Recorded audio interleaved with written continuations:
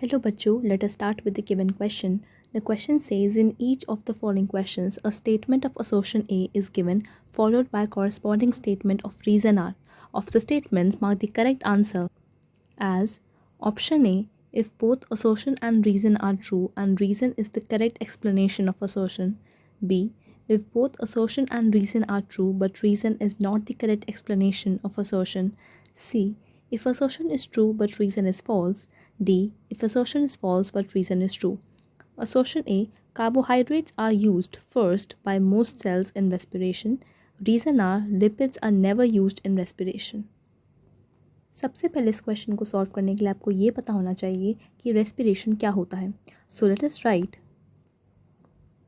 The key concept involved in this question, and that is having the knowledge of respiration. देखिए, respiration का मतलब होता है food का ब्रेक डाउन करना. It is the break down of food to release energy, यानी हम energy को रिलीज़ कर सकें फूड को ब्रेक डाउन करके, दैट इज़ रेस्पिरेशन. और एनर्जी को रिलीज़ कर रहे हैं फूड को ब्रेक डाउन करके, that means it is a catabolic reaction. तो ये क्या है? एक कैटाबॉलिज्म है. So respiration is a catabolic reaction. Now देखिए, इस क्वेश्चन में हमें करेक्ट आंसर को कैसे मार्क करना है. सबसे पहले हमें यहाँ पे दो स्टेटमेंट्स दी हुई हैं, एक असर्शन है एंड एक रीज़न है. अगर हमारा असर्शन और रीज़न दोनों ट्रू होता है और रीज़न करेक्टली एक्सप्लेन करता है असर्शन को, तो हम ए मार्क करते हैं. अगर हमारा असर्शन और रीज़न दोनों ट्रू होते हैं लेकिन रीज़न करेक्टली एक्सप्लेन नहीं करता असर्शन को, तो हम बी मार्क करते हैं. अगर असर्शन ट्रू होता है लेकिन रीज़न फॉल्स होता है तो हम सी मार्क करते हैं. एंड अगर असर्शन फॉल्स होता है लेकिन रीज़न ट्रू होता है तो हम डी मार्क करते हैं. नाउ यहाँ पे असर्शन हमें दिया हुआ है कि carbohydrates are used first by most cells in respiration. इसका क्या मतलब है कि कार्बोहाइड्रेट सबसे पहले इस्तेमाल होता है रेस्पिरेशन के दौरान. तो ये एक ट्रू स्टेटमेंट है, क्योंकि जो हमें पता है कुछ रेस्पिरेटरी सबस्ट्रेट्स होते हैं, यानी वो सबस्ट्रेट होते हैं जो अंडरगो करते हैं ऑक्सीडेशन ताकि वो एनर्जी को रिलीज़ कर सकें इन रेस्पिरेशन. जैसे हमारे पास कार्बोहाइड्रेट्स होते हैं, फैट्स होते हैं, प्रोटीन्स होते हैं.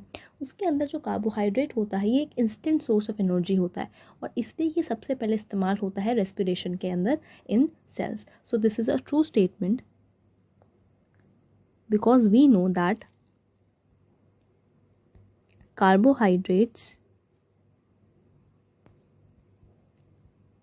these are instant source of energy.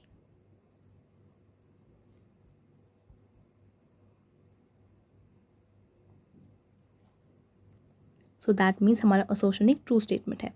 Now reason R says lipids are never used in respiration. देखिए, lipids हमारे इस्तेमाल होते हैं respiration में. हम ये नहीं कह सकते कि लिपिड्स हमारे रेस्पिरेशन में यूज़ नहीं होते. It is also a respiratory substrate. बस ये है कि जो कार्बोहाइड्रेट्स है वो पहले यूज़ होता है एंड लिपिड्स बाद में. So this is a false statement because lipids are used in respiration. So that means हमारा असर्शन एक ट्रू स्टेटमेंट है और रीज़न एक फॉल्स स्टेटमेंट है. तो हमारा करेक्ट आंसर होगा C, that is, if assertion is true but reason is false, is the required answer for the given question. Hope you understood the question well. All the best.